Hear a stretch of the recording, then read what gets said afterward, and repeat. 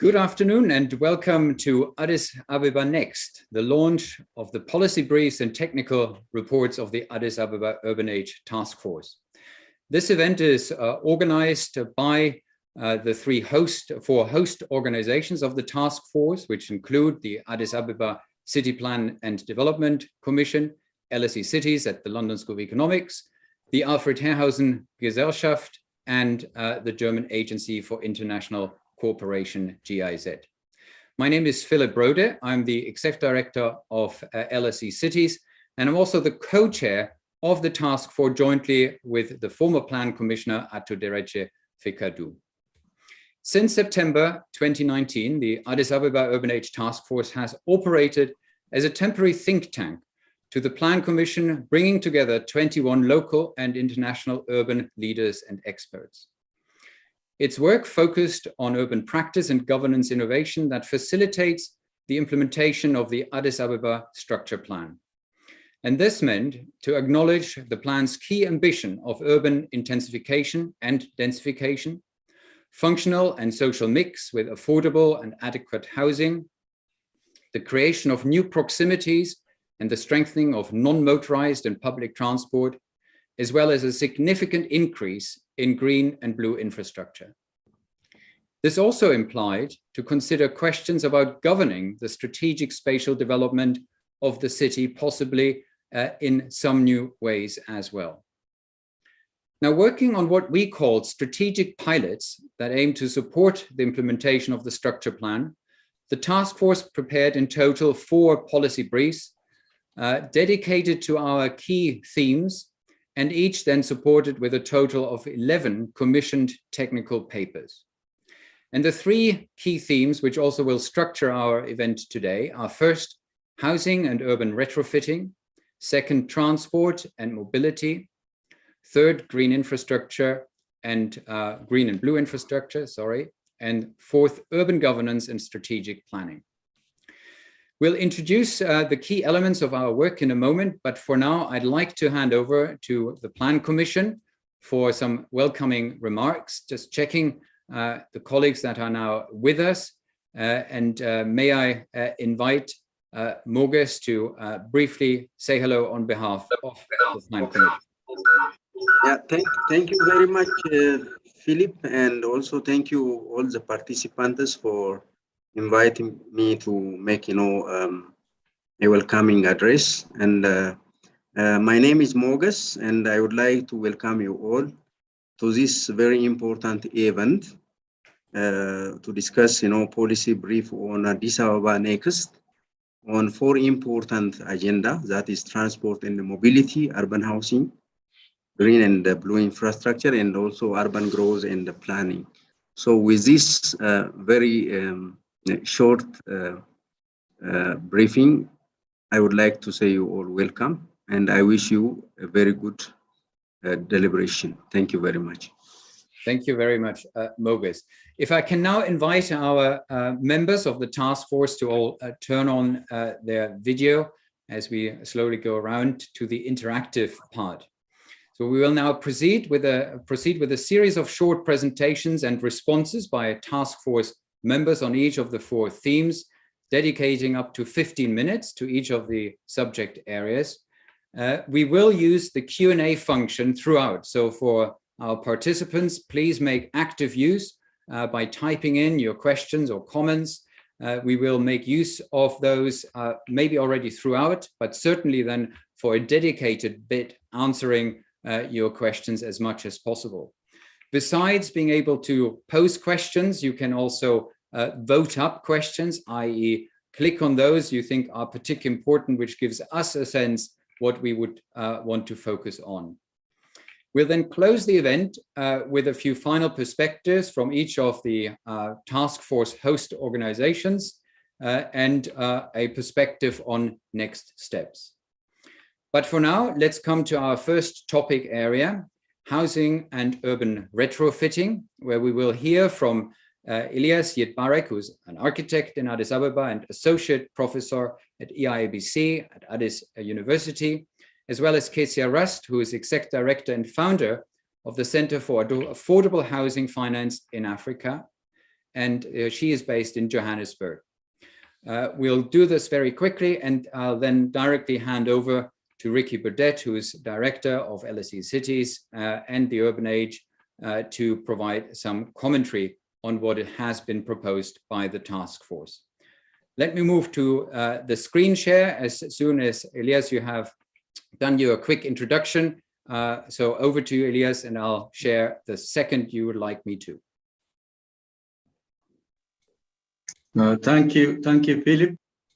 My name is Elias Itbarek. I'm an associate professor at the IABC of the Addis Ababa University. My role as a member of the Urban Age Task Force is particularly engaging in the housing subcontent of the Urban Age Task Force. So now we can go to the presentation. Thank you. Yes. Well, as briefly mentioned, what you see here is a proposal with regard to what can be done when it comes to having affordable housing and integrating the need of the low-income people in the inner city, or with what is going on.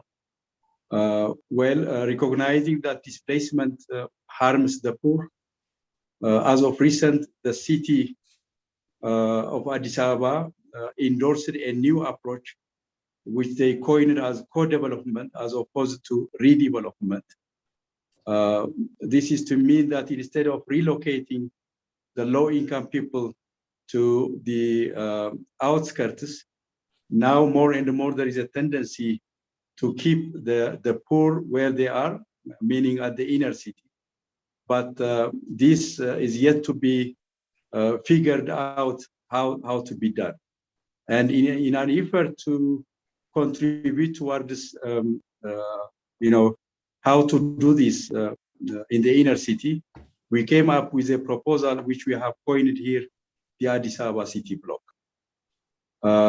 The main principles of the Addis Ababa City Block are to have a mixed-use, mixed-function development, and then to meet these objectives, we came up with Addis Ababa perimeter block with a minimal setback from the street, having narrow vertical units at the ground level to house low-income inhabitants, where they can do income generation in the form of home-based enterprises, which usually is connected to the ground, and then having at the upper level horizontal conventional apartments.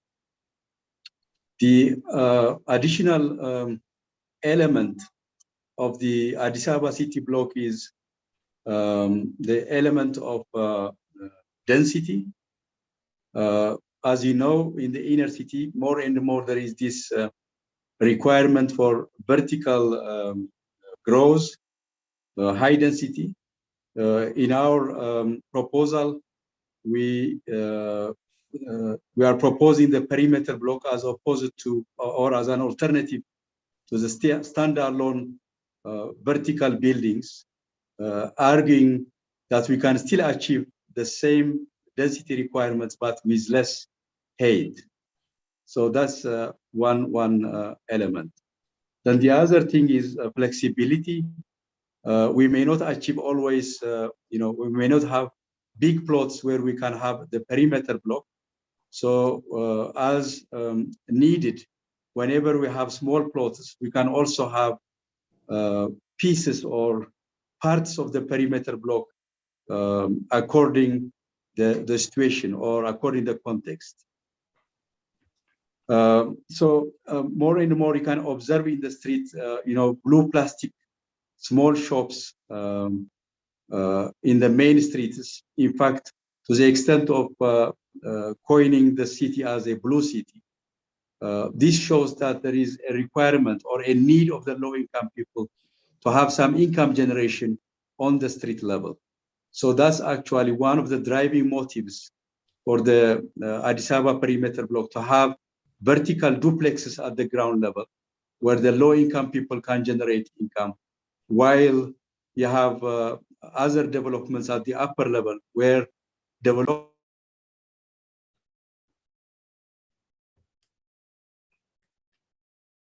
Elias, we lost you for a moment.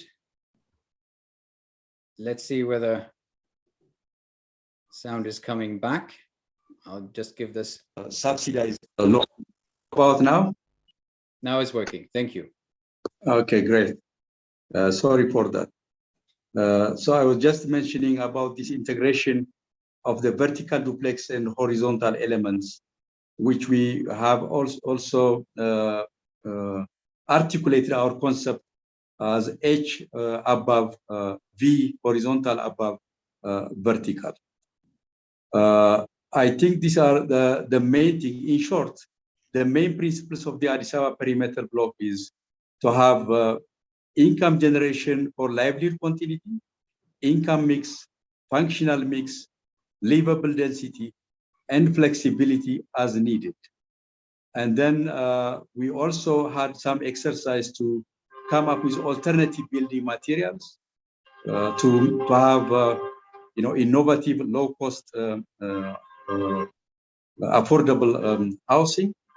And then the other element, main element, is a cross-subsidy element, where the developers or the high income can subsidize the low-income people. But this should still be, we need more detailed study, feasibility study, to establish what we are claiming, depending on specific site and specific stakeholders. So these are actually the main things. So I stop here, and then I will come back if there are questions with my colleague Kesia Rust. Thank you so much. Thank you very much. Elias, Kesia, over to you. Thank you very much. Just to comment very briefly on the overview that Elias prepared. We're very excited about the ways in which finance, the financing required for the development of the unit is not coming from a single place.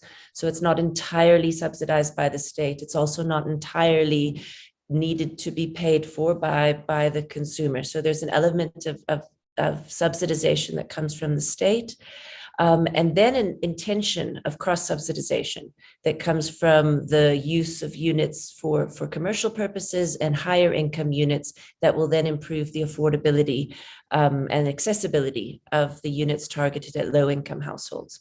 What's really important to understand in that context, however, and something that really requires engagement in terms of how the market is moving in Addis, is how those ratios match up. And that's something that's worth exploring further now. I'll stop there. Thank you. Thank you very much. And Ricky, over to you. Right, I hope you can hear me. Yes? Yeah. Okay.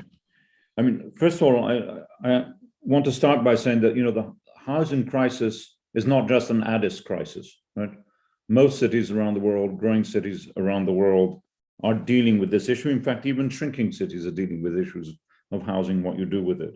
And therefore, I think that any attempt like the one produced by the team over the last 2 years looking at Addis has actually, I would say, important consequences more internationally, more globally, which are very significant.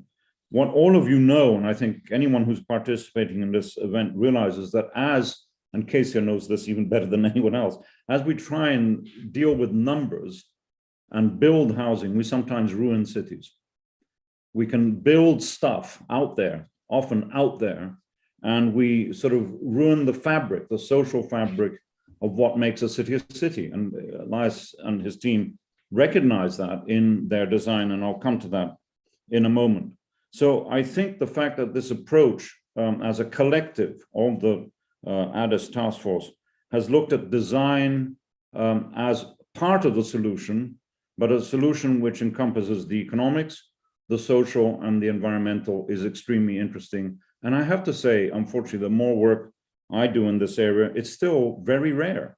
Many housing agencies just think about numbers and where you can put them, and don't think about, for example, how do you maintain economic activity? How do you keep people close to jobs, which sometimes means in the poorer and more difficult areas.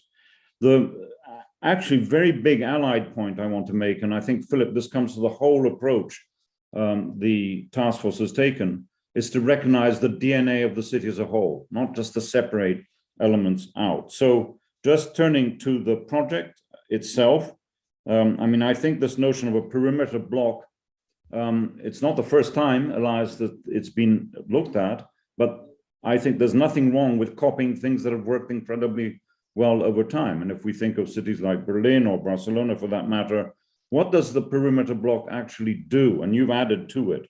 Well, it actually allows you to be dense because it puts stuff on the street 3, 4, 5, 8 stories high. It allows you to have a high quality public space for the residents or the occupiers. And I think most importantly, and in the case of Addis, this for me is essential, is actually continue what is the DNA of Addis. You know, it's a city which lives itself out onto the street.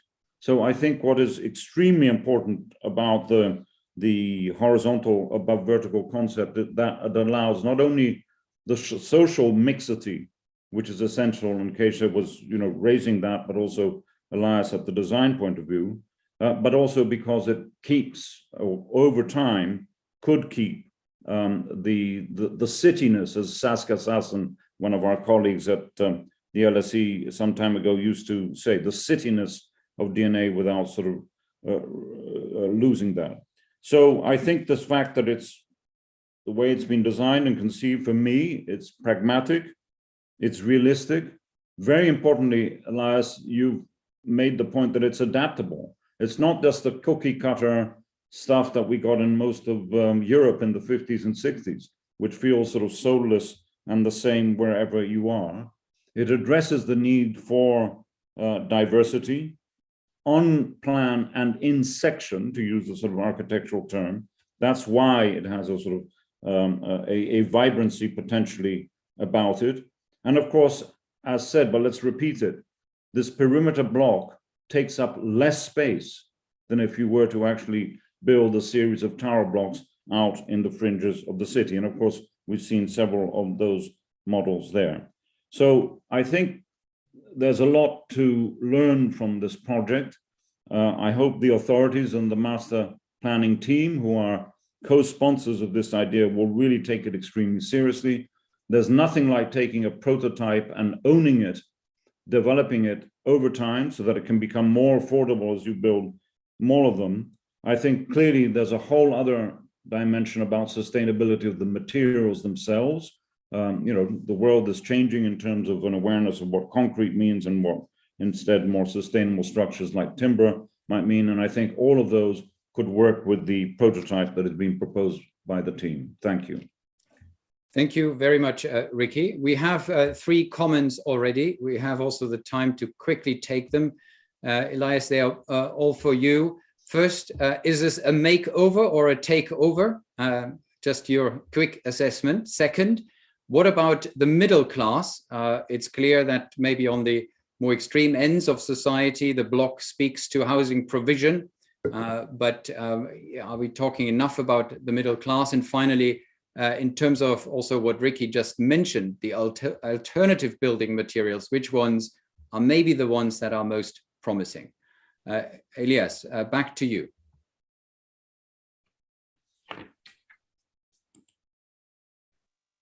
Yeah, thanks, Philip, again. And just to respond to some of the questions raised, well, this, as we have said, it's a mix of all income groups. So it's not only for high income or middle income or low income. In fact,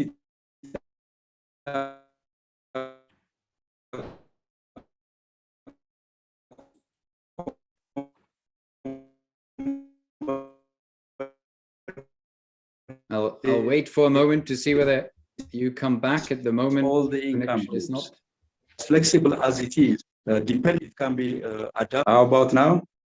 That's good. Yeah. Thank you. Yeah, my connection is not that stable. I'm struggling, but let me try now. I was just mentioning it accommodates all the income groups, depending on specific holders. What we are trying to say is it is possible, highly possible, that we can accommodate the need of the low-income people, the need of the developers, and the need of the government. In another, we can put it this way, that we can have a win-win situation for all the stakeholders. As far as we make a very good feasibility study and try to accommodate all the requirements. So that's one point. In terms of materials, there are some attempts like agrostone, for example, is one possibility for partition walls. Other alternative materials also can be attempted. But again, this is dependent on specific sites and specific needs. But there are some promising materials that can be tried. Thank you. Thank you very much. There are more questions coming up. We'll try to accommodate them later on in our dedicated Q&A session. But do use also the voting button. We want to hear which ones are particularly important to take. For now, we'll move to the second theme on transport and mobility services supported by digital van provision. And I'm delighted to introduce Semera Jalalu, who is the Deputy General Director of the Addis Ababa City Traffic Management Agency, and in Addis Ababa in that function supported the task force as one of our members.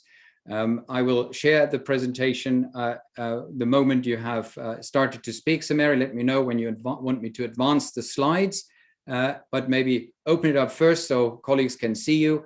And halfway through, I will finish with this presentation as well. Semera, over to you. Okay, thank you, everyone. Hello, how are you? I am Semera Jalalu, former Deputy General Director of Traffic Management Agency. Now I'm working at World Resource Institute as a transport planner. So I'm very delighted to work with this task force. We can continue with the presentation, Philip.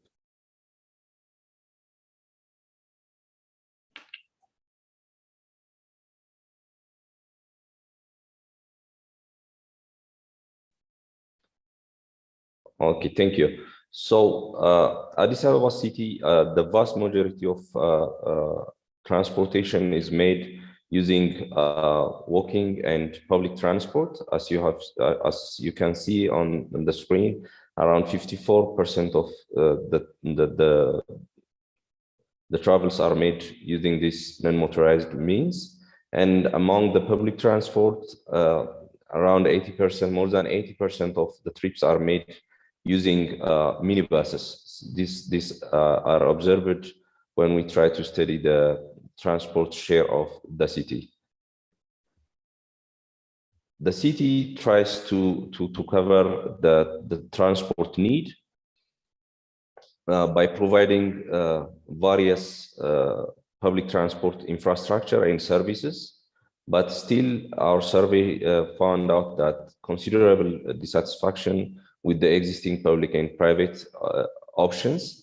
And there is a demand for reliable, eco-friendly, and flexible, as well as cost-effective alternatives. People are still looking for having some other options. There is Ambassa bus service, Shaggar bus service, minibuses, and also the light railway is giving service, but still our assessments show that there is some dissatisfaction and there is a room to accommodate a new type of service we can use.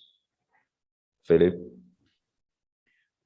So, and as colleagues in Addis will be acutely aware, car growth is considerable in Addis, and those that can afford to drive that will ultimately do so. In our preliminary survey, we were able to identify some of the key reasons, mostly quite sort of logical and logistical reasons around traveling to areas that are not that accessible by public transport, and also traveling with family members where a larger personal vehicle may be advantageous. Now, our proposal to address some of those concerns, add to the flexibility, and quite openly also acknowledge that in countries like Ethiopia and cities like Addis, it's also with a very good public transport system hard to get people that drive out of driving and use alternatives. And that's where the idea of digital van service was an important focus of our exploration, the degree to which more upscale, more comfortable, reliable, safe service, which is a bit like a taxi, still requires you to walk to maybe the end of your block to be picked up, but then through flexible routing, be driven to your destination with vehicles like the one you can see here in Cairo, which carry in between 5 to maximum of 20 passengers. There is and quite a bit of interest according to our survey, again, provisional survey of these are people that are either car owning or aspiring to own vehicles, to what degree they are interested in digital van service. And what you can see here is that there's a considerable amount of people who would certainly say, yes, I would try this, way more than half. And if you add also those that responded with maybe, we are well above 95%. So that's very promising, and the figure isn't that different for those that are aspiring car users. So at least when it comes to piloting this kind of offer, we seem to have a great potential on the ground. There is good news also in terms of experience with those services in other parts of the world, as well as initial tests in Addis itself. What you can see here are the different precedents, which we analyzed on an axis on the horizontal, where they are either more public transport embedded, or towards the right, more driven by the private sector. And the vertical, you then have the use on the bottom of static routes, predefined routes, versus more demand responsive, technologically enabled approaches. It's fair to say that there are quite different experiences in developing from developed world contexts. Broadly speaking, the demand responsive approach at the moment is still more popular in higher income countries, but it's important to recognize that there's a considerable contribution by the private sector, in particular in India and in Egypt, to trialing those kind of services, in most instances, as you can see here, with static routes still to date. When it comes to Addis, what we very much advised with our knowledge partner, ITDP, the Institute for Transportation and Development Policy, is to start really with very specific connections and operate in neighborhoods that may have a greater affinity to this kind of service, maybe middle, higher income areas, where the main target is indeed those people that would otherwise drive. There are other options of optimizing the route design and incentives, of maybe using certain dedicated bus lanes. That's of course all up for negotiation, but essentially the big message here is this is something that could be trialed and explored, and maybe also be linked to what we have seen before, the perimeter block, when it comes to the requirement for parking standards. So the idea here is, instead of providing additional parking facilities underground, quite expensive, why do developers not subsidize this kind of new mobility service? So I'll pause here, and in this instance, really invite our task force colleagues, as well as, of course, our participants, to come in with questions about this particular idea. And at the moment, I don't see any signs yet. So I'll go to Abid Gusha, who wrote in the chat, I would like to agree with Ricky that sometimes we focus on the numbers without finding connectivity with socioeconomic requirements. I was in Addis a few weeks ago, and I've seen that there's a great need to manage transport networks and the inclusion of non-motorized transport. There's a lot of people who walk, very little space to do so. With current rains, it is even worse when it gets muddy. So I want to maybe ask Semere again how he would respond to this, of course, recognition of the importance of walking and how we connected it to the van service, or more general point. I can then also get back to that point. Semere. Thank you, Philip. I think this is a critical point that's raised. Yes, there are a lot of people who usually use walking to commute their daily activities. And recognizing this, the city has endorsed a non-motorized transport strategy 3 years ago. And this strategy implementation has started, but it needs more effort so that we can have a better facility for those who walk and provide also infrastructure for cycling. And this can also support our proposal of digital vans, because, you know, short distances could be covered comfortably using non-motorized transport, and then for the long distances, then people will have an option of digital vans. And we can also answer the question that is raised by most of our respondents about the accessibility issues. I mean, the last mile should be comfortably accessed with non-motorized options. That's what I can say. Thank you, Philip. Thank you, Semere. And let me just add to this. It's true that, of course, this very proposal is about motorized public transport or taxi service, but it's actually an enabler for walking and cycling and other forms of green mobility, for the simple fact that it tries to address the biggest stress point we currently have in transport systems in the world, whether it's a developing or developed context, and that is current and future car use. The more we are able to provide for alternatives, and again, particular alternatives for those that can afford to drive, the more we open up spaces for walking and non-motorized transport. And I think it's that particular issue which often is still not considered enough. We have seen very few real success stories where you have seen a major shift of higher income groups in sort of developmental context, no longer using private cars. So car growth is in some ways what this particular proposition tries to address, to then enable what also colleagues here in the chat refer to as much better quality for walking and other forms of non-motorized transport. There's a second question, Semere, again, this may be for you, whether this proposal which we have around digital vans could be integrated with Ride, which already exists in Addis Ababa as a taxi app. So over to you and your assessment.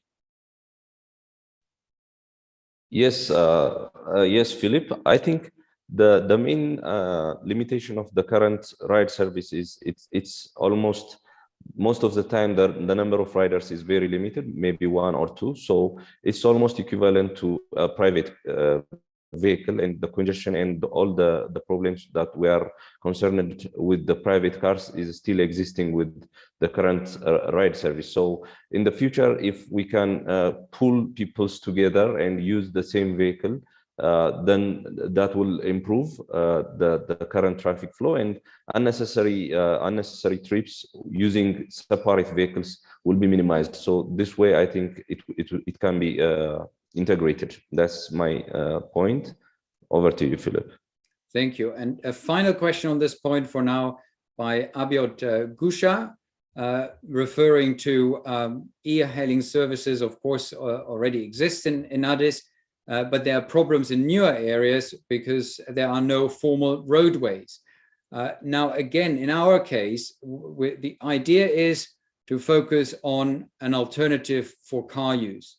And if we're talking about areas where maybe access by normal vehicles isn't possible, obviously the digital van couldn't go there. But the moment you think you can drive, the kind of buses we're thinking about would equally be able to access these roads as well. So in some ways, we do see less of a problem there, acknowledging, of course, that overall the non-existence of formal roadways is a problem.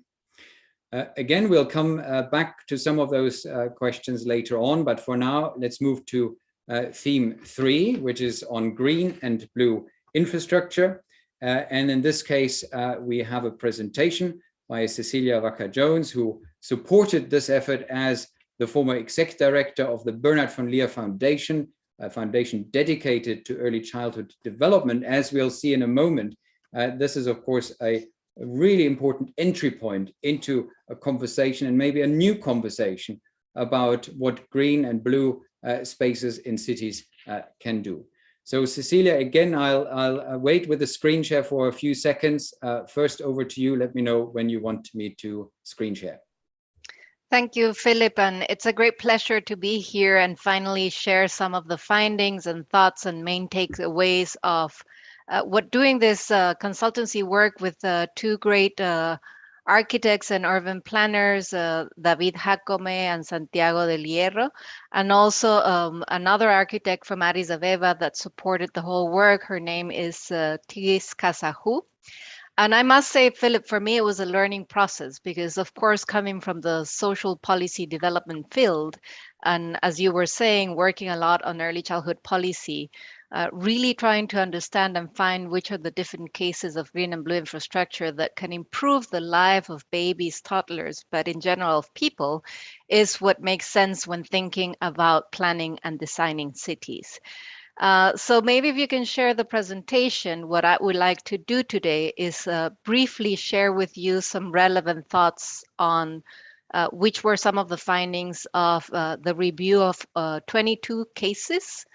And as you can see in this picture, what I love about bringing this idea or this holistic approach of green and blue infrastructure and the social benefits of investing in green and blue infrastructure is actually seeing what's happening in this picture is all this positive connections among people, but also the positive connections with nature.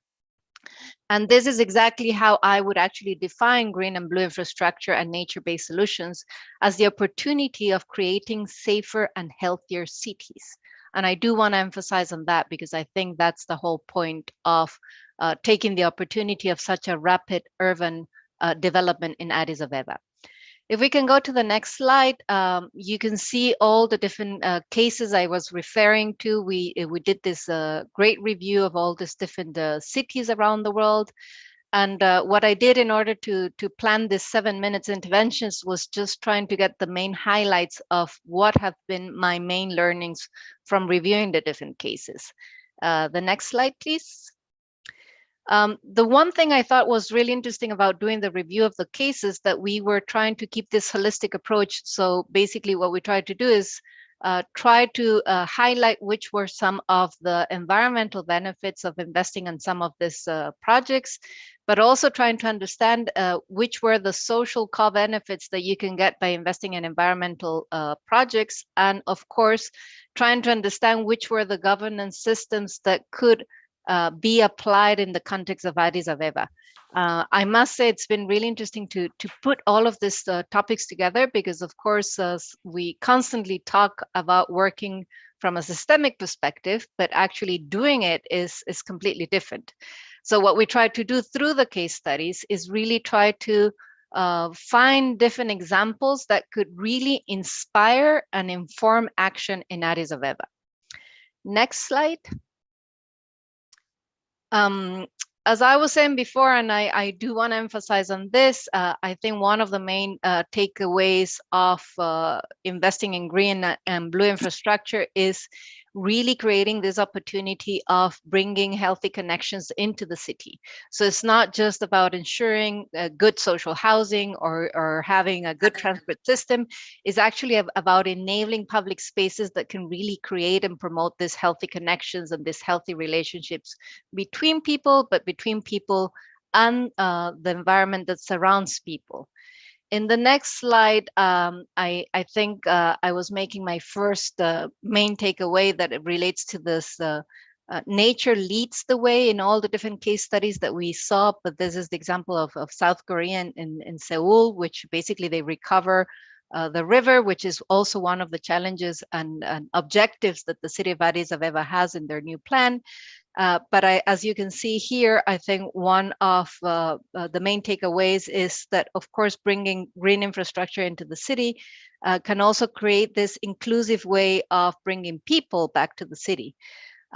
A lot of the case studies also refer to the use of waste as a resource. And I think this is a very important thing to think of because sometimes we're not evaluating how sewage sludge can be clean energy or biosolids can be fertilizers. So many of the concrete case studies that we refer in this review are actually highlighting the benefits of this. And finally, but not least, and when talking about nature leads the way, is talking about how working with nature can actually cost less. So there's this common sense of like investing in green and blue infrastructure can basically involve a higher cost in the investing, but all of the different case studies we review can actually show how in the long term, the return and the economic return is a lot higher, but I also want to emphasize on the social return that you can get by investing in green infrastructure. On the next slide, we actually also see the possibilities and opportunities of taking advantage of the existing resources. This is the example and the picture of Medellin and how they use some of the water facilities that were infrastructure that was quite abandoned and was not accessible for people. And how in a city like Medellin, actually being able to recuperate these sites, but also engaging people in redesigning and participating in the way they want to design the sites has been quite impressive in recovering some green spaces. In the next picture, you can actually see another picture of the same site. And just to say that these sites are also an opportunity to learn and educate the society about, for example, in this case, the importance of the use of water as a main resource for survival. In the next picture, you also see another example of how sometimes recuperating some of the built infrastructure that's already there is so important. This is the case of Paris, and they have like this project that we detail in the review, which is around the schoolyards projects, and there are many other cities that are doing that. Another familiar city that is doing this is Tirana. And what I want to say here, also having the data of all the different schoolyards that you can open and have like the benefits of having this open space of green infrastructure in the city also represents a lot of other benefits for the families and people living in different neighborhoods around the city. If we go to the next slide, a lot of the case studies also refer to small interventions. And I do want to emphasize on this because sometimes we're thinking about green and blue infrastructure as huge interventions. And sometimes it's also about doing little tactical interventions that can use fewer resources, but can actually engage neighborhoods and families into doing something different. There's a great example in the review that we did about the Butterfly Project of Toronto. Again, a huge opportunity not only to improve the green infrastructure at a neighborhood level, but it's actually a huge opportunity to learn and to educate, in this case, children. In the next slide, we have another example of one of my favorite projects in the review is the Mapocho River, which is a 42 kilometers recovery of the river Mapocho. What I love about this case study is that it actually mentions how difficult it actually is to put all the different stakeholders to agree on something that involves very different points of view. At the beginning, Santiago de Chile was actually dealing, or the big challenge that they had is that in order to bring this connection to the river, they had to overcome many problems among the different neighborhoods that the 42 kilometers of recovering this river would actually involve. So what I want to say here, it's actually very interesting to say that when you want to approach this from a participatory perspective, it can also bring a lot of challenges in bringing the different stakeholders together. But if you're able to manage the right data, if you're able to bring into the table to the different stakeholders that need to be there, that need to be part of the decisions, then the result is actually quite good. Finally, but not least, on the next slide, you see one picture of an example of another case study that we review is Darfur. I think what I like the best about this case study is that it really refers to the importance of having people involved in designing their projects and having people own the projects. And again, this is one of the main learnings and takeaways, and I think this is applicable to Addis Abeba's context, is this possibility of really thinking on designing for people and by people, and really using the different participatory approaches to try to have people own their projects. And of course, this has to be done together with the different government parts that need to be part of the decision making, considering all the needs that people need to consider in order to own their own spaces. I think that was my last slide, Philip. So let me stop there just to see if there are any questions or reactions. Thank you very much. And while we're waiting for questions in the chat, and also again, around this virtual table, please do come forward if you want to ask for clarification or add to what we have just seen from Cecilia. In the meantime, Cecilia, if we now going to Addis and look at these really inspiring examples, we also then acknowledging the efforts that are currently being made in Addis Ababa. They've just recently opened a new park, which was a major investment also by the national government. What are moving forward, maybe into the second phase, the very specific opportunities you see out of the selection of cases you presented? Is there one thing that sticks out where you think this may feel like the most relevant, or broadly there's a sort of paradigm which is most suited for the Addis context at this particular moment? I think there are many things that can pick from the different case studies, but one that comes up to my mind is the possibility of linking the green corridors of streets in Addis with the parks. So really making sure that this comes together. So it also facilitates these connections that I was speaking before between people, between different generations. And I think that's quite feasible, understanding the complex system of Addis as a city, but also understanding that there's a huge possibility of creating these green corridors. So for me, this is one of the main possibilities that Addis has, is really activating this possibility of having green corridors. So if you have like the development of this park, ensuring that it's not only about the park, but it's about connecting the park to the green streets of Addis Ababa, and just keeping this idea of greenery around the city. Thank you, Cecilia. And Timnit, I mean, we had spoken quite a bit about the green strategy for Addis Ababa a few years ago. You were also a bit more involved in the thinking. Just listening to Cecilia, would you share her broad assessment, or are there other bits and elements you would want to highlight where there are opportunities moving forward? Thank you, Philip. I share some of Cecilia's ideas, but the issue with our green infrastructures and parks, especially with the ones which are opened recently, are the issue of context and priority on the government side. So, of course, we do need parks, we do need this whole green infrastructures to avoid, also to have a breathing space for our city, because we're having this concrete forest everywhere. But the issue with the city dwellers is other priorities and all. But I do share some ideas so far. Thank you. Thank you very much. I don't see any further immediate questions. Again, we'll keep all of this open also for the end. And we now come to our last theme, which is no longer on substance. It's more about process and governance. So urban governance and strategic planning, where we will hear briefly from Mark Steinlein, who is the Managing Director of Complexity Limited, based in Helsinki and in Basel. And then also again from Timnit, who used to be the CEO of Construction Enterprise at Addis Ababa City Administration. So let's begin with Mark, and we'll have responses prepared. very relevant for this particular session related to the International Building Exhibition idea you'll hear about in a moment.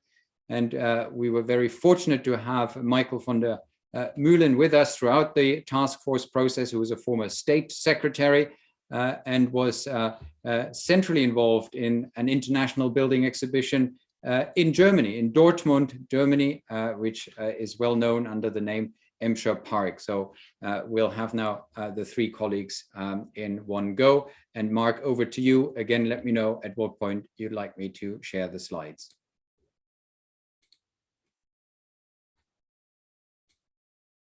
Mark, you're on mute.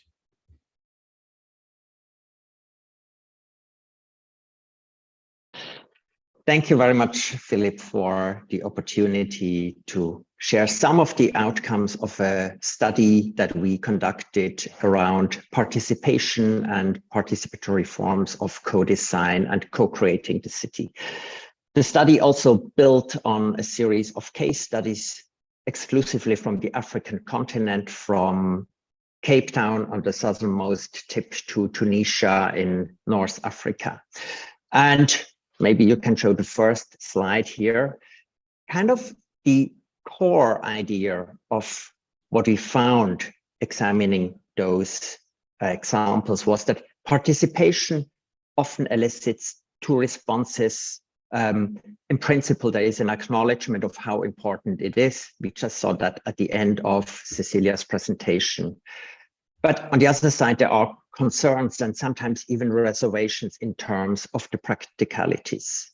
And the report builds on the recognition that participation is mostly kind of oversimplified into static formulas, like, for instance, we have to run a public consultation or so. And if we oversimplify what participation means and can do, that leads to detrimental consequences. So rather than leveraging the potential of participation, it creates frustrations and consequently damages reputation. And hence we must become more skillful and deliberate in tailoring participation to very specific situations and needs. So the first thing is really the intention. What is the end of participation? What do we try to achieve? For instance, do we jointly, and maybe you can go to the next slide, do we jointly want to create a livable habitat, which involves participation in creating the urban space, in placemaking, designing? Or do we jointly want to co-govern power and resources? So the idea of inclusiveness in how do we distribute resources, power, how do we engage, involve issues around, for instance, budgeting and so on. Or do we want to jointly co-manage and co-administrate systems and structures of the city? So ideas around resource optimization, effective operations, and so on. Now, in the next slide, we see also if we design participatory ways and processes, we need to look at what urban scale do we work? Do we work on a site-specific situation, sort of hyper-locally on a block in a neighborhood? Do we work on metropolitan or city scale? What kind of system do we try to shape in a participatory way or manage? Is it a political, an economic, a social, a cultural system? But lastly, and also importantly, what kind of function does participation take on? Do we try to govern, co-create, produce, build, sustain the city? And lastly, on the last slide I have, we see based on these different categories, we come to very different forms of how participation can be done. And the examples in the report do highlight and showcase some of these forms of participation. And with that, I'd like to hand over or come to Timnit, with who I had a few discussions. Maybe Timnit, can you please share an example of participation in Addis which you would consider relevant and impactful? The issue of participation is really crucial for our city as well, of the city administration involved. Timnit, can I just interfere? We can't hear you very clearly. If you could make sure the microphone is close if you use a remote or speak louder a bit. Thank you. Can you hear me now? Now is good, yes. Okay. So this participation issue is becoming a very crucial issue. As one of the participants in the panel in this webinar have also mentioned this big mega project as well as there are trials here and there, we can see it, but it hasn't been actually till the finish of the project or else. We can see the Leghar project of Addis, which was this huge mega housing project, which was supposed to be done in collaboration with foreign investors. So there was some sort of participation that was conducted in trial, like instead of actually moving everyone who've been living around there to actually settle them within the apartments that's going to be done on it or beside it.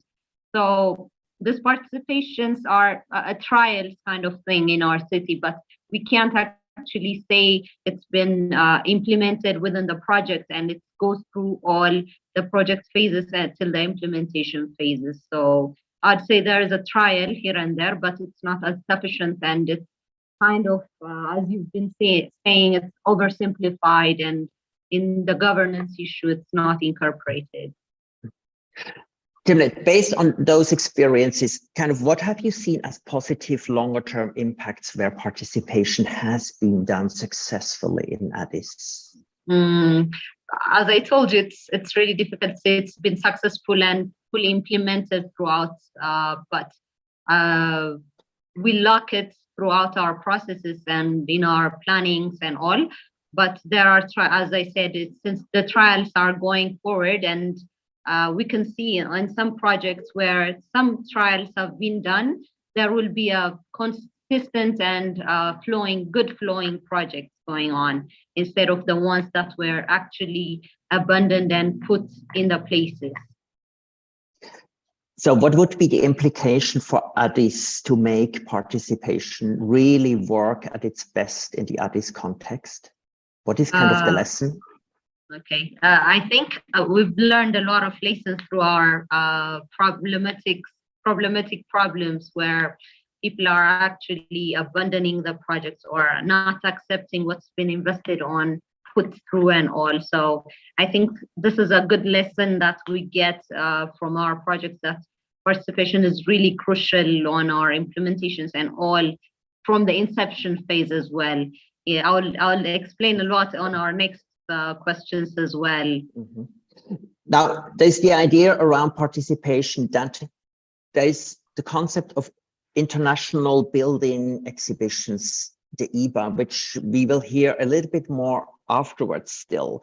And that could be an idea sort of to model not only forms of urban development and so on, but also possibly of participation. Can you share a little bit sort of how such a concept could leverage meaningful participation and how that could be trialed in the context of Addis?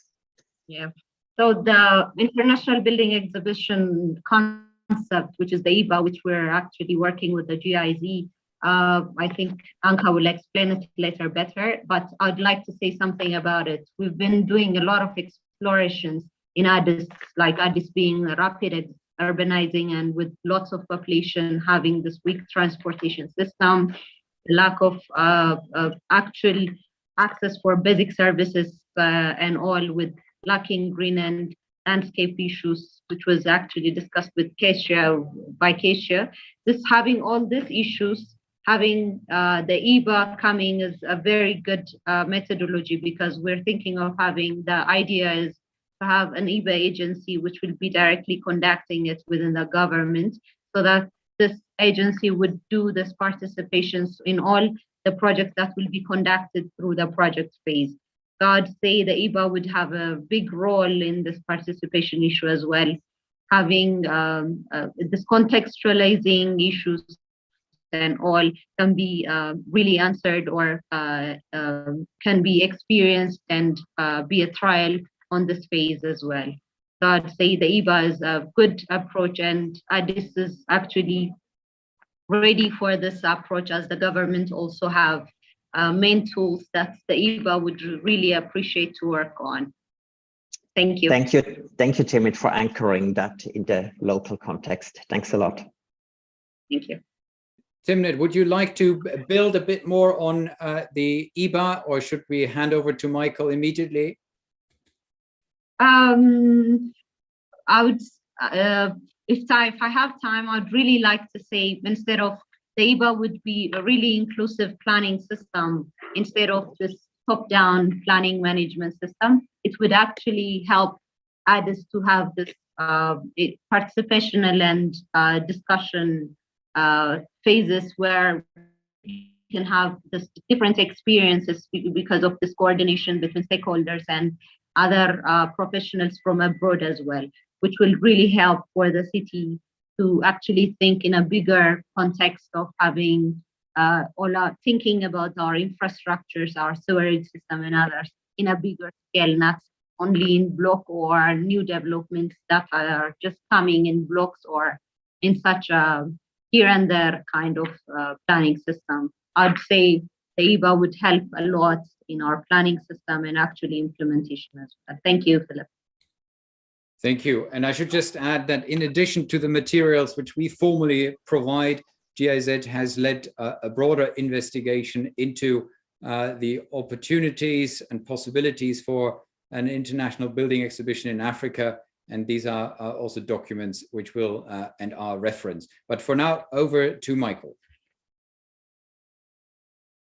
Michael, you're on mute. There we go. Okay, thank you, Philip. Well, I was a member of the team of GIZ, whose contribution to the research of the Urban Age task force was the evaluation of the question, can an IBA be a useful instrument of integrative development for Addis?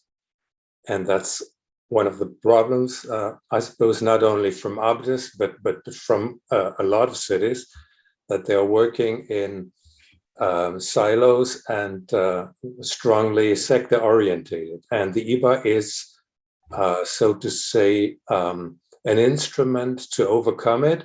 IBAs have been regularly held in Germany since the beginning of the 20th century, for 100 years now. And throughout history, IBA have gained significant relevance in moments of great transformation.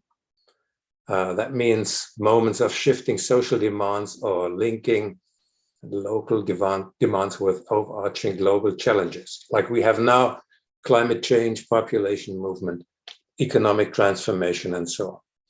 And it is rather an open process in times of change, so to say, and of very quick change.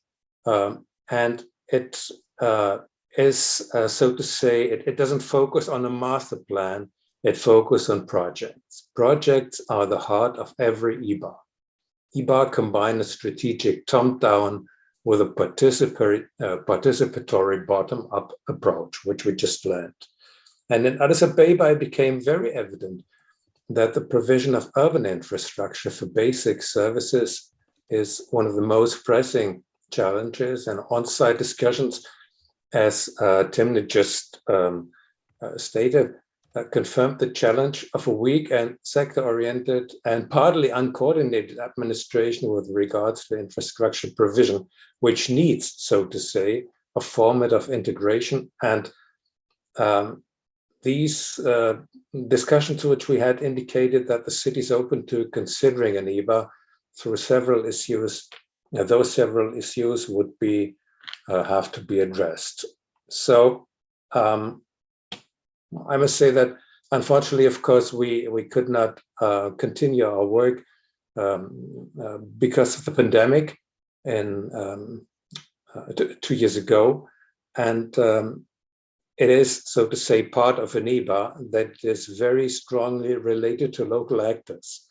And focusing on governance in today's statement, one effect of an IBA in Addis could lie in strengthening the currently rather weak multi-stakeholder coordination mechanisms of the city administration by implementing integrated IBA projects. Prevailing top-down planning mechanisms might be altered to more inclusive ones in an IBA project. So IBA might serve as a vehicle for new modes of implementation and contribute to building trust in local and regional institutions as it focuses on projects which are determined to deliver results from cooperative, collaborative, and bottom-up co-creative forms of planning and implementation. And our works and our reports end with a lot of, so to say, hints and questions, but now when the time has come, they have to be, so to say, put on the earth with concrete actors which have to be found there. Thank you very much. Thank you very much indeed. We have a few comments on particular participatory element. And Timnit, a specific question asked for you about the Lagar participation, which is judged here by one of our attendees as being, on the one hand, yes, conducted, but at the expense of essentially no longer complying with the master plan or the strategic plan. So what can be learned from that particular participatory engagement? Any views on that, Timnit? I was mentioning actually, it's of course understood that Timnit, could you turn on your video so that we can see you? Thank you. Okay. Can you see me now? Working. Okay. Thank you. So it's really kind of disappointing as well for me. Actually, the master plan was changed. The Lagar project changed. The master plan was saying it's the space to be a big transport hub. Then it was changed directly to housing projects by the city administration. That being said, I was actually discussing about the housing project participation. People were, there was this big residence area around there. So I was referring to that participation where the people were actually discussed about the housing project.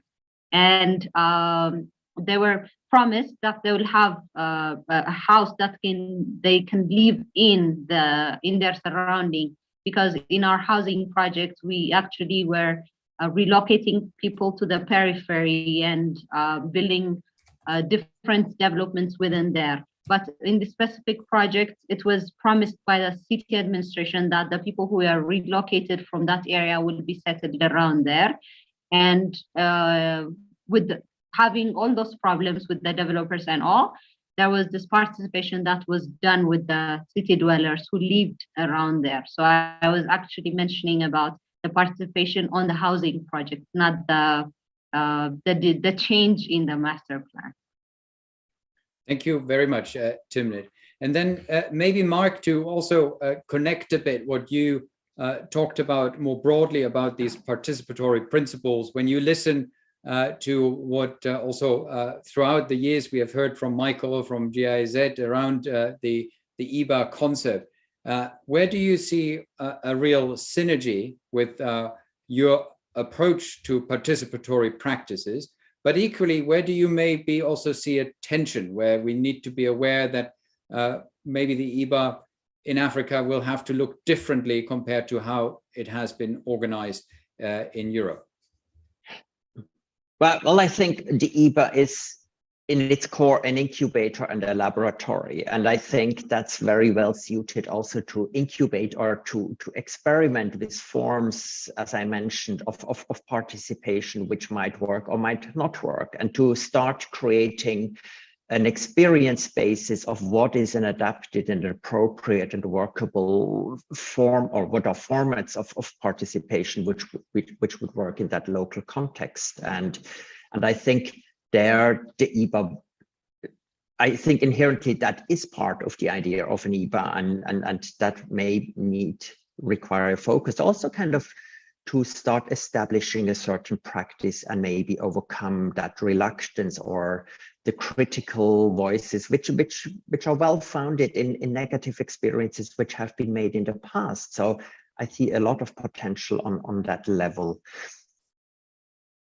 I think the difficulty is that we kind of tend to overpromise what it can do and how it will work. And that in particular in the field of participation leads then to deception and frustration and up to anger and kind of brings the idea into disrepute and so on. And we can also lose territory. So I think we need to be very careful of what we promise and how we approach it and how we sell the ideas. Thank you, Mark. We also seen quite a bit of endorsement of the overall sentiment, which was shared here by our audience. I just want to read out a few comments that have been made. Abiod Gusha says, in some parts of South Africa, projects have come to a standstill as local communities protest a lack of consultation and lack of benefit for them. It's crucial that local communities feel they are part of the development. They also then take ownership of projects, minimizing any damage and vandalism associated with infrastructure.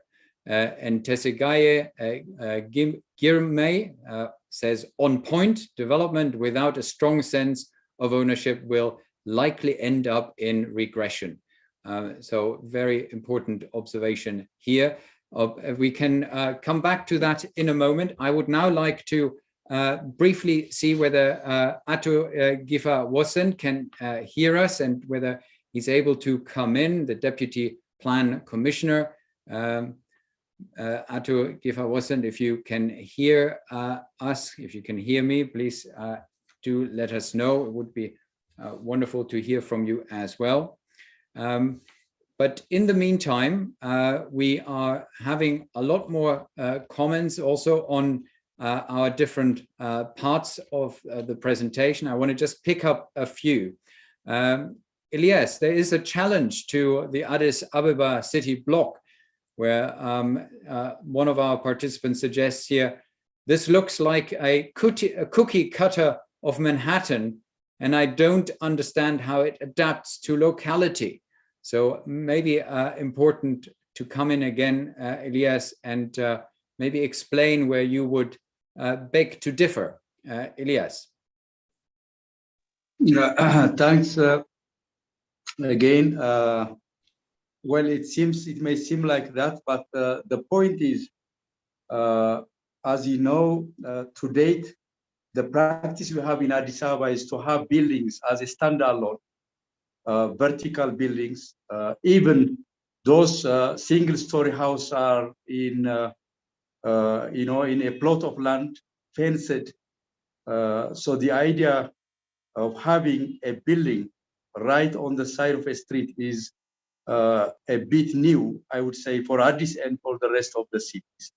So what we are suggesting is, maybe before the suggestion, we tended to talk also about shortage of land in Addis and elsewhere. But I would say, I differ to say that we don't have shortage of land. The shortage of land is in our mind. Rather, what we have is the lack of, how to organize our cities in a proper way. Meaning, one suggestion which we are putting forward is the perimeter block, but adapted to our situation, to our context.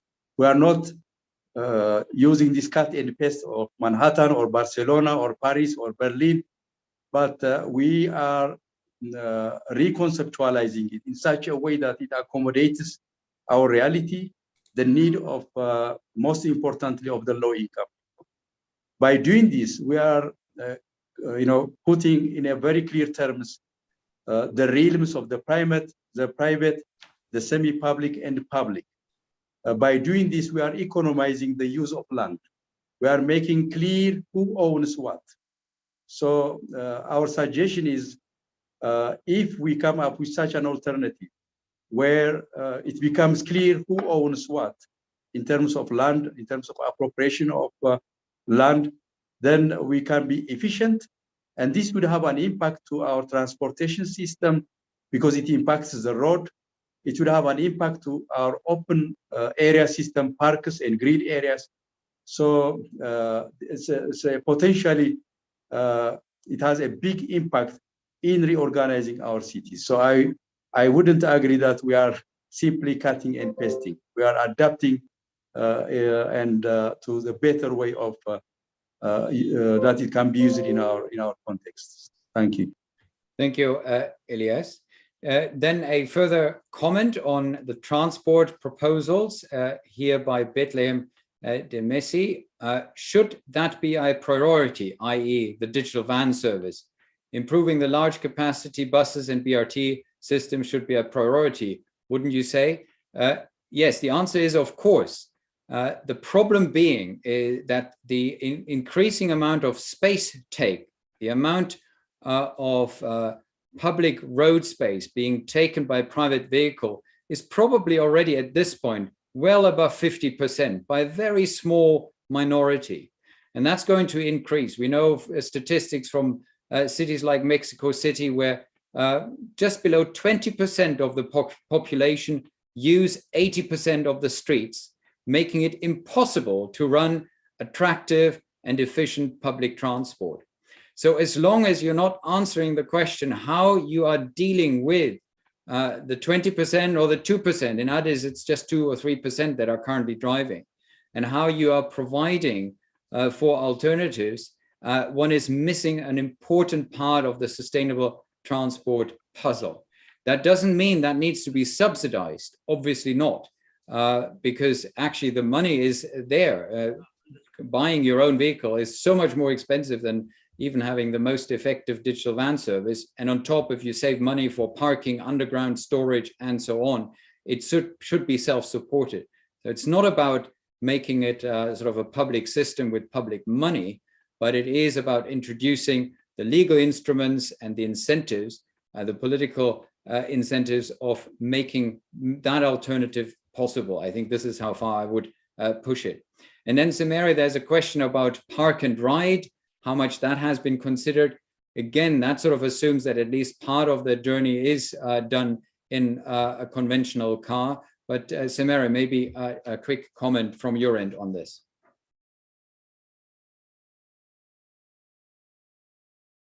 Samari, are you still there? Can you hear us? Okay, let me then move on. We had a few more comments also on the green infrastructure, which I do want to come back to, where the question of land ownership was quite an important consideration when you start greening. If you need more space, we know that the percentage of green space that is currently available to residents in Addis Ababa is very minimal. So Cecilia, what are, and maybe also Timnit colleagues, what are international practices of actually increasing the amount of land for green purposes if that land is at the moment used by other functions? Well, I think there are different ideas, and again, bringing back the idea of greening streets. I think thinking about streets being the closest public space to anybody, I think it's one of the most important things and solutions to consider. Then pocket parks, that it's usually also like sometimes we're thinking about like big green infrastructures when in reality what has been proven is that the more access or the more immediate access that we can give to green infrastructure, the better for families and especially for young children's development. So I think sometimes if you're able to really kind of like micro plan at a neighborhood level and find and be able to recover these public spaces that might be used for other functions, it's part of the challenge that every city around the world has. I don't think it's a challenge just for Addis Ababa. It's just a matter of taking the opportunity of seeing sites that were probably not considered as green spaces as the possibility of becoming green spaces. And that's why, for example, I just showed the case of Medellin, which is the perfect example of using some public infrastructure that was there for a different purpose, but maybe there's an opportunity to use that public infrastructure for a different green objective. Or the schoolyards that we were seeing and mentioning in different cities. This is what many cities around the world are doing, is instead of closing many of these spaces for just for kids or for very private purposes, is like reopening these spaces for public purposes. So I think, again, it's more a matter of replanning some of the screen spaces for a different purpose. Thank you very much, Cecilia. We're coming now to the end of the Q&A. There were, of course, more questions. I encourage those that have been joining us today to directly get in touch with our task force members if you want to follow up. And possibly we'll also have future events where we go a bit deeper into those specific points. I would now like to formally launch the website of the Addis Ababa Task Force, and I'm doing a screen share for this. And I like to ask my colleagues to also give you the direct link, urbanagetaskforce.net/Addis Ababa. If we could put the link into the chat so everyone can access that would be great. What you'll see there is a quick overview, but the really important part is when you scroll down, we have here the series of publications. First, the 4 different policy briefs that are dedicated to some of the key points that were made today during the presentations, but also already going a bit deeper into that. And then very sort of deeply grounded technical reports, some of them quite large, which really support the broader findings. These are all available for download as of today, and we will within a few months also add the Amharic versions for the policy briefs to our website. So please do have a look at this, share it widely. This is a public resource. It's available for anyone with an interest in urban development, and of course with a particular interest in our Addis Ababa and our strategic pilots. Good, and we're coming now to a final round where we want to hear just in a few sentences about final comments, plus maybe next steps around the task force from the organizing organizations. Again, I want to just check whether Ato Gifawasan can hear us. If so, do indicate. I would very much like to also hear from you on this occasion. But let's begin with Anka Deris, who is the Senior Strategic Urban Development Advisor at the Deutsche Gesellschaft für internationale Zusammenarbeit, GIZ. Anka, over to you. Thank you, Philip. What a good cooperation given the odd conditions of the past 2 years, and wonderful to see all members on screen today. Thank you to the LSE for excellently coordinating our collaboration together with the Plan Commissioner of Addis Ababa. And thank you to all partners for including GIZ into the task force. In my point of view, the work of the task force is urgent, valuable, and encouraging. First, there is an urgency to act, as we heard today, given the dynamics in Addis and the rapid growth. And I see the task force as a kind of an additional engine supporting the city administration of Addis Ababa to act. And secondly, as you've just seen now, valuable content was produced. So I'm glad to hear it will be used by the city administration and urban practitioners in Ethiopia. Glad to have so many in the call and the webinar today. So these papers point to options the city has for dealing with the current dynamics. And even more importantly, the task force offered a group of experts and scientists assisting the city in tackling its own priorities for sustainable city making. And we as a group learning from the experiences in Addis. So I do hope that the contacts and the communication will continue. And as a task force, we are ready to meet with the Plan Commissioner and urban practitioners for a joint debriefing on the work and discussing possible next steps. So I do hope the papers, which I find are all scientific and advisory treasures, are used for bold city making. I'm particularly glad that GIZ could contribute with 2 studies that were mentioned, besides translating the policy briefs into Amharic, which they will soon be ready. So one paper on exploring the innovative format of city making, like an international building exhibition, which we heard.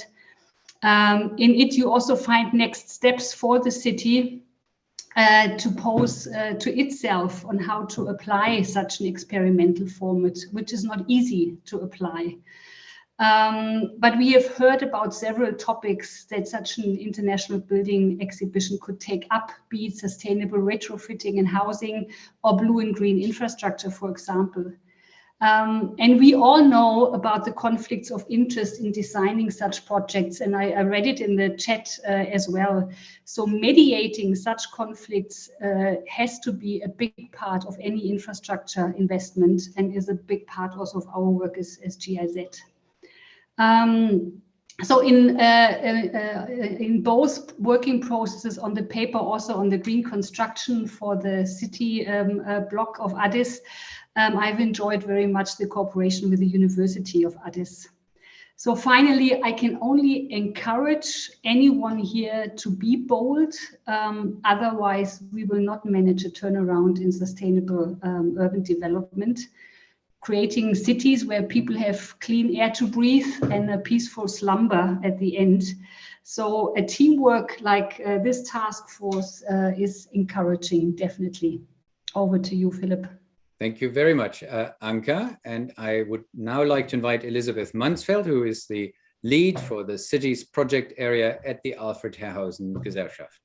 Elisabeth. Thank you, Philip. And first of all, really thank you to all which are participating and has participated for the 3 years within the task force. And first of all, thank you almost to Philip, Ricky, and Emily from the London School of Economics, which set up the project, which brought us through hard times of COVID and elaborated this excellent papers with all experts. And thank you to all experts, and especially to GIZ, Anka Derricks, and Addis Ababa Commission, who were our partners within this time.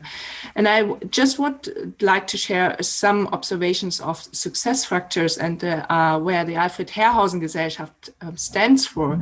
And we as the Alfred Herrhausen Gesellschaft, we have been active into urban development investigation into cities since 2004, so a long time with London School of Economics.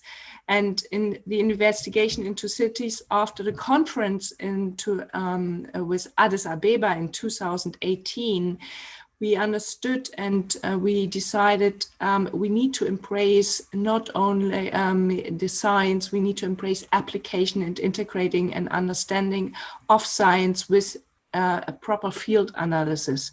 And that brought us to this first pilot of the Urban Age Task Force with the London School of Economics, LSE Cities. And I think we need always to integrate different perspectives and never forget the local and the global.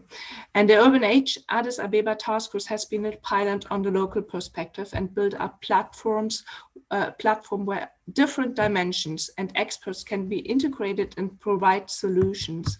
And I see, and we have seen, a high interest in this kind of model from academics and policymakers as a future engagement tool towards capacity building, knowledge exchange, and through these workshops, a network of knowledge exchange has been built, which has already led to further exchanges between experts in different cities.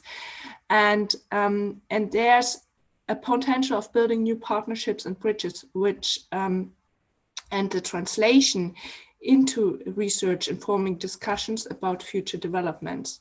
And I think even with COVID, the digital connectivity improved, and we were able to integrate over a long time international experts, which is really value added.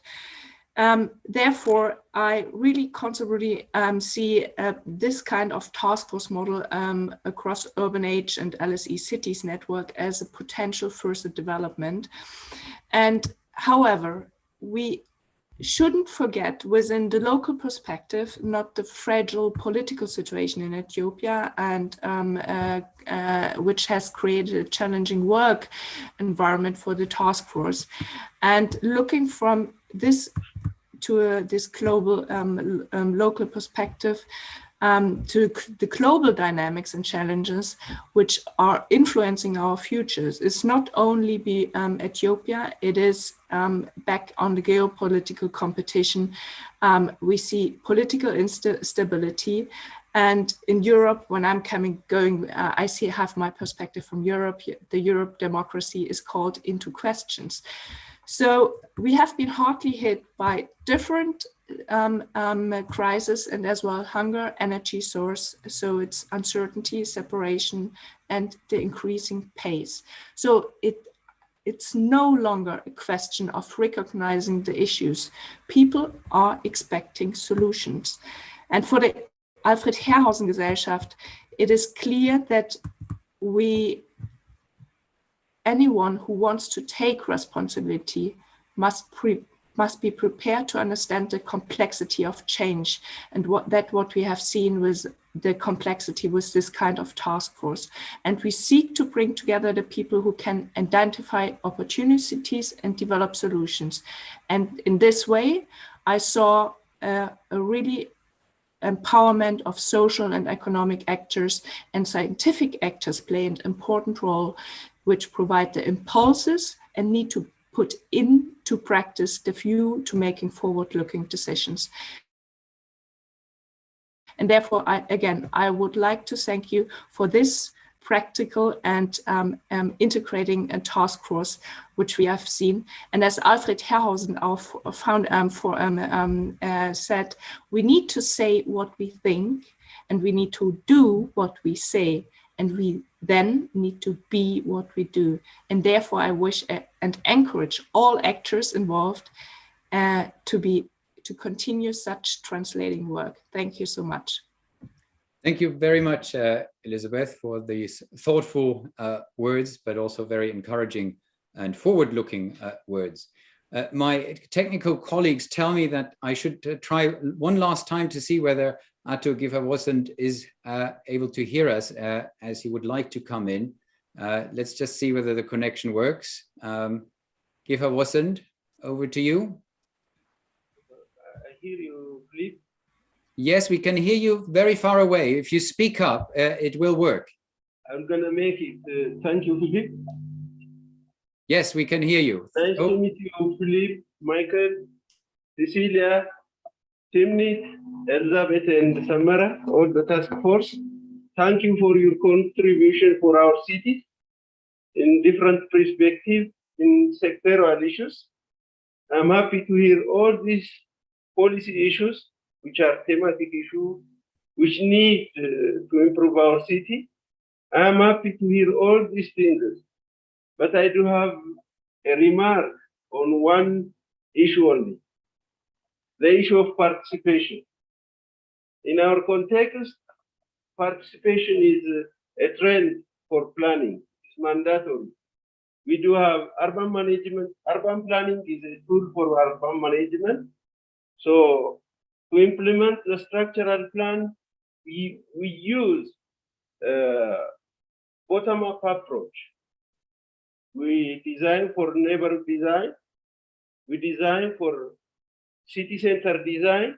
We use participatory approach for all prepared local development plans. So consider this issue as a past participatory issue. And I will agree the whole issue that has been raised by the task force. I'm happy to hear all these things. Thank you. Thank you very much. Again, that is encouraging and really important to once again come back to the participatory perspective. Let me now bring this to a close.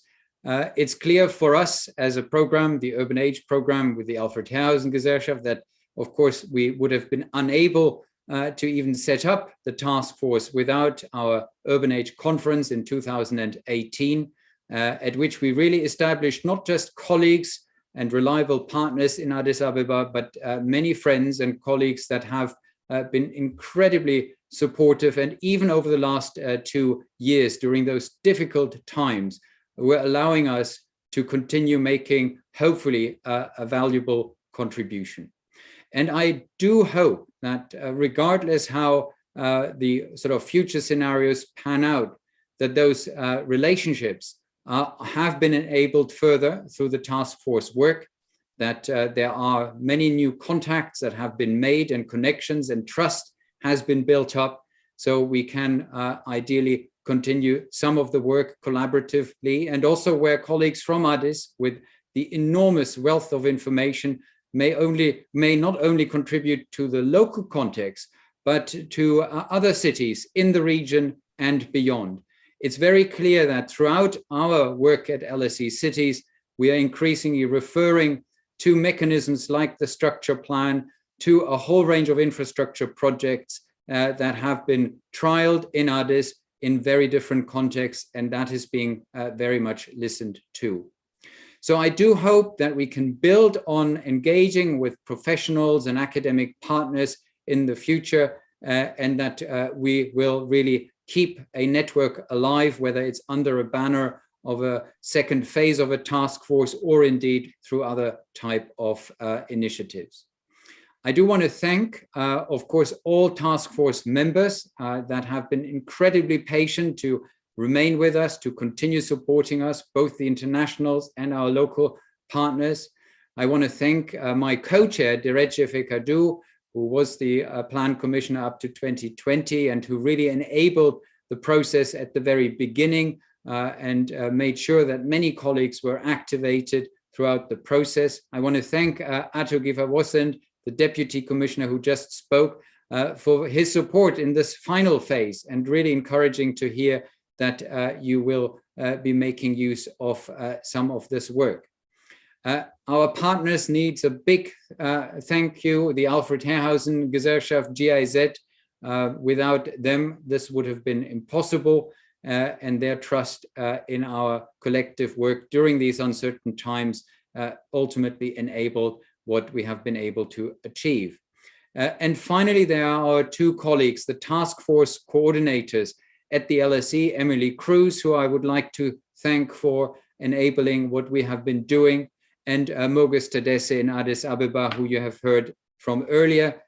These were the anchors of the task force, really making the operations possible in the first instance. So for now, I'd like to thank you all, our participants, for joining us today, and I'm wishing you a good day and all the best for the coming phase. Goodbye.